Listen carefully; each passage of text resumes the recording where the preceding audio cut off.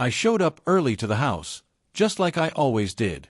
The driveway was already decorated with balloons tied to the mailbox and bright banners taped across the garage.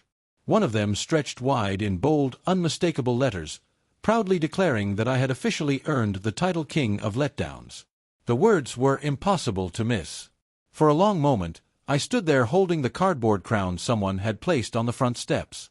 I ran my thumb along its uneven, jagged edges. It was flimsy, cheaply made, silly on the surface. And yet, it carried a sharpness that wasn't funny at all. Inside, laughter was already echoing through the living room. It spilled into the hallway and reached me before I even crossed the threshold. My wife glanced in my direction and gave a faint smile, the kind built from years of habit, patience, and quiet acceptance. She didn't say a word. That silence stung more than any joke could have. Sometimes silence feels like a verdict already decided. I placed the crown on my head and let it tilt slightly to one side. "Well," I said lightly, adding a touch of exaggerated drama to my voice, "at least it fits." The room erupted. Not warm laughter. Not kind laughter. The kind that simply acknowledges that I had stepped into my assigned role and delivered my line correctly. I smiled. I nodded. I even laughed with them. I made sure my voice didn't shake. I kept my hands steady. I let everyone in that room believe I was comfortable being small. But quietly, I was keeping count. 50 years of subtle comments. Dismissive jokes. The way my ideas were brushed aside. The way my efforts were treated like obligations rather than contributions. Every slight was carefully filed away in my mind. I went outside and started grilling the steaks and chicken, turning each piece with careful attention. The smell of smoke and seasoning drifted through the backyard, rising into the warm air like a brief reminder of something solid, something dignified. Inside, the familiar rhythm of my family played out like choreography. My son shifted from foot to foot, staring at his phone. For a brief second he caught my eye, then quickly looked away. My daughter lingered near the dessert table, trying, and failing, not to smirk. My wife adjusted a vase that didn't need adjusting.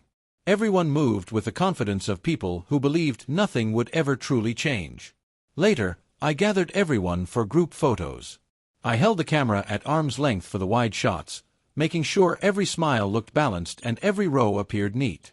I adjusted angles, fixed lighting, and directed small shifts in posture.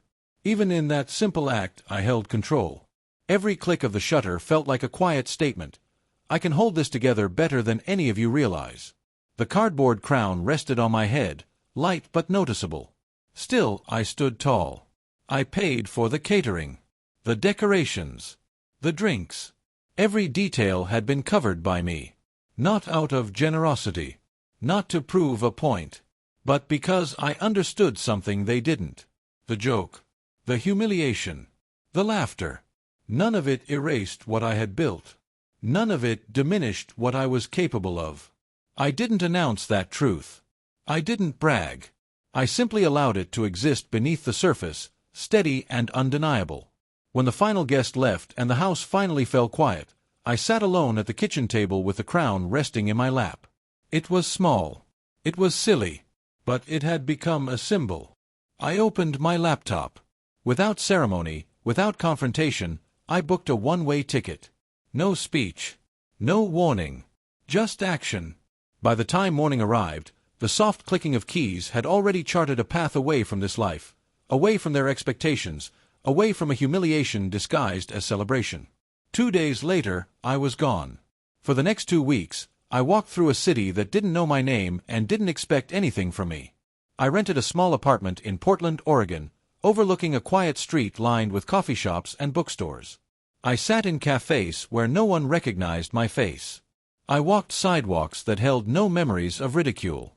I woke up without rehearsing a role. Slowly, something unfamiliar began to surface.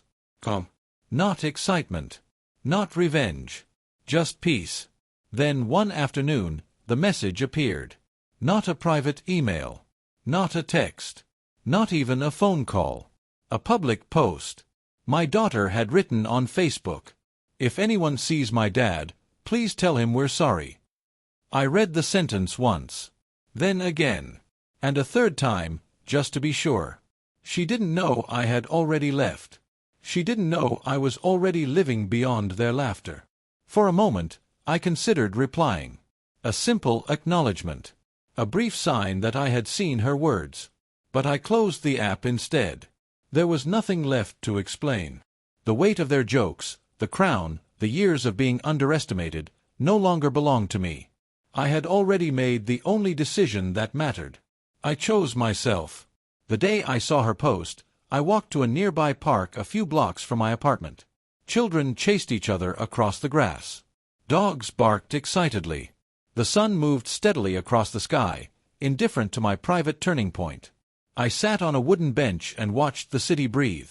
Somewhere far away, I imagined realization settling over my family, not with drama or shouting, but with quiet understanding. No confrontation. No applause. Just awareness.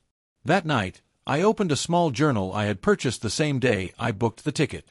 I wrote, "I am still here. I am still myself. Let them come to terms with what they lost." I closed the journal and placed it on the nightstand.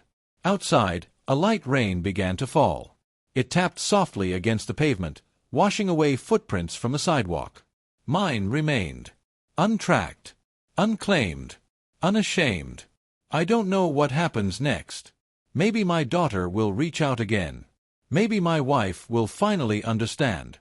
Maybe silence will remain between us. But for the first time in decades, I feel something steady and undeniable. Authority over my own life. Back at that house, the cardboard crown likely sits in a forgotten box somewhere, gathering dust. But I understand something now. It was never mine to wear. I am not the king of letdowns. I am simply a man who finally chose to stand up, step away, and reclaim himself. And for now, that is enough.